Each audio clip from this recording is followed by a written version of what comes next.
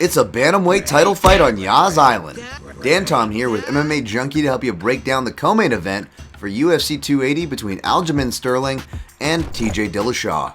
Sterling, of course, proved a lot of doubters wrong his last time out when he beat Peter Yan and defended his bantamweight title, as he'll be looking to defend it again against TJ Dillashaw, who is a two-time former bantamweight champion himself. Of course, Dillashaw came off of a very lengthy layoff and was able to dig out a hard-fought 5-round decision as well in his last time out against Corey Sandhagen. Now, he's been injured since, he's had another layoff since, but we've seen him come back from it before, and he's going to be looking to make it a 3-time champion if Dillashaw can have his way this Saturday.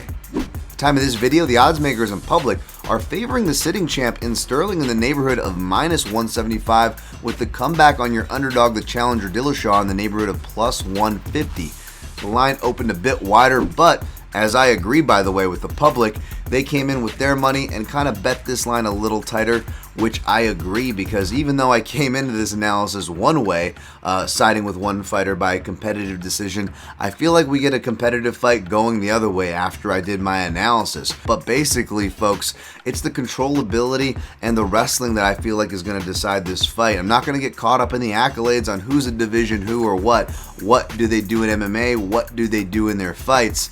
And what Dillashaw does is he denies wrestling. He used to do a lot of back takes himself early in his career, but if you really look at the control statistic portion of his career, and again, stats don't always tell the story, but it is notable that Dillashaw gives very little, maybe 33 seconds to Dominic Cruz might be the most, whereas Sterling, granted he's come back to win more of these fights often than not, will give his back sometimes, will be on his back occasionally. Again, not a lot, and again, he can come back and win these, and has. But if we look at who is giving up the control time more, it is Sterling. Now, Sterling's made a lot of improvements on the feet. I think his feints from takedowns to flying knees, taking out of Sandhagen's book, could serve him well as elbows, because Dillashaw tends to cut. However, speaking of Dominic Cruz, I feel like TJ Dillashaw's game plan there will be really pasted and serve him well if he likes to apply it here, as in leg kicks and corralling head kicks toward the end of the cage.